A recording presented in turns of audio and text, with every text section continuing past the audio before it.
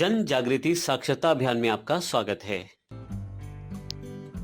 आइए इस सेक्शन में हम जानकारी लेते हैं एरे की C++ में। सबसे पहले हम एक एग्जांपल देखते हैं। यहाँ पे उदाहरण हमारे पास उपलब्ध है। मान लीजिए हमें 10 स्टूडेंट्स के मार्क्स को स्टोर करना है। इसके लिए मैं 10 वेरिएबल्स बनाना चाहता हूं और उनमें उन मार्क्स को स्टोर करना चाहता हूं। इसके लिए देखिए मैंने इंटीजर 10 वेरिएबल क्रिएट किए हैं A से लेकर J तक। 10 वेरिएबल्स तक तो ठीक है, परंतु मान लीजिए हमें 100 स्टूडेंट्स के मार्क्स स्टोर करने हैं। इस केस में वेरिएबल्स कुछ इस तरीके से भी बनाए जा सकते हैं, A से लेकर Z तक, फिर AA, AB और इस तरह के कॉम्बिनेशंस के साथ मैं 100 स्टूडेंट्स के लिए 100 वेरिएबल्स बना सकता हूं। परंतु यदि मुझे 1000 स्टूडेंट्स के लिए यही कार्य करना हो तो ये संभव नहीं हो पाएगा इस प्रकार। तो हमारे पास इस क्वेश्चन का हल है एरे के रूप में। एरे हमारे पास सेम डेटा टाइप के एलिमेंट्स का एक सेट होता है, जिसके अंतर्गत हम काफी सारे वेरिएबल्स को उसके नंबर ऑफ एलिमेंट्स से डिक्लेयर कर सकते हैं। अब इसकी परिभाषा की बात करें तो array is a set of homogeneous data type elements, अर्थात जो एरे होता है वो सेम डेटा टाइप के एलिमेंट्स की कलेक्शन होता है, सेट होता है, जिसके अंतर्गत हर एक एलिमेंट या हर एक इंडेक्स की डेटा टाइप सेम रहती है। यहां यदि आप नीचे की तरफ देखें तो मैंने यहां 10 वेरिएबल क्रिएट करवाए हैं, जिसमें मैंने वैल्यू स्टोर की हैं 10, 20, 30 से लेकर 100 तक।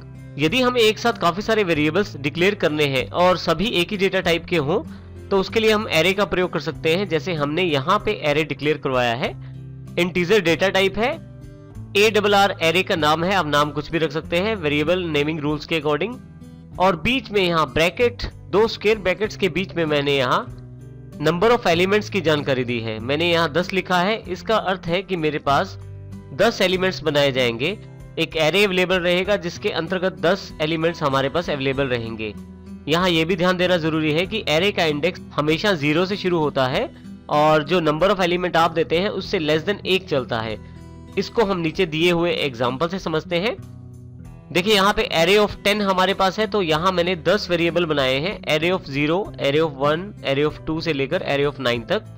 क्योंकि हमने जानकारी ली इंडेक्स हमेशा 0 से शुरू होता है, तो 0 से शुरू करके हमने ये 9 तक 10 टोटल वेरिएबल क्रिएट किए हैं, 10 टोटल एरे एलिमेंट्स क्रिएट किए हैं। अब हम इनमें वैल्यू स्टोर कर सकते हैं, इनके एलिमेंट एड्रेस को बताते हुए, इनकी इंडेक्स वैल्यू को बताते हुए।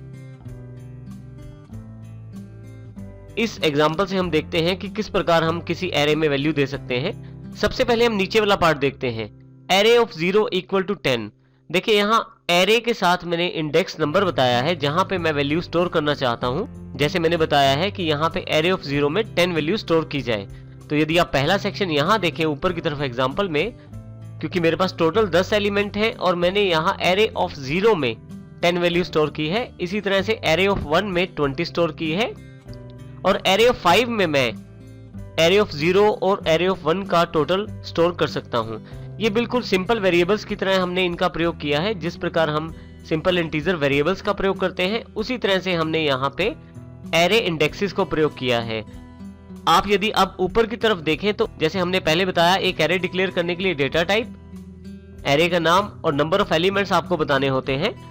आप चाहें तो डिक्लेयर करते समय भी वैल्यू प्रदान कर सकते हैं। जैसे मैंने यहाँ पे देखिए 10 वैल्यूज दी हैं और ये जो एलिमेंट इंडेक्स है हमें जानकारी देता है कि 10 ही मेरे पास वेरिएबल्स क्रिएट होंगे, 10 ही एरे के इंडेक्स क्रिएट होंगे, तो उन सबको ये सब वैल्यूज असाइन कर दी जाएंगी। यदि आप यहाँ इंडेक्स वैल्यू या एलिमेंट वैल्यू नहीं भी देते तो भी नंबर ऑफ वैल्यूज के अकॉर्डिंग यहाँ इस एरे में नंबर ऑफ एलिमेंट्स क्रिएट कर दिए जाएंगे। जैसे यहाँ एग्जाम्पल में 10 वैल्यूज मेरे पास अवेलेबल हैं। क्योंकि मेरे पास 10 वैल्यूज अवेलेबल हैं तो हमारे पास यहाँ इंटीजर एरे में ये मान लिया जाएगा कि हमारे इंडेक्स, हमारे नंबर ऑफ एलिमेंट्स भी 10 है और कुछ इस प्रकार का एरे मेमोरी में क्रिएट किया जाएगा।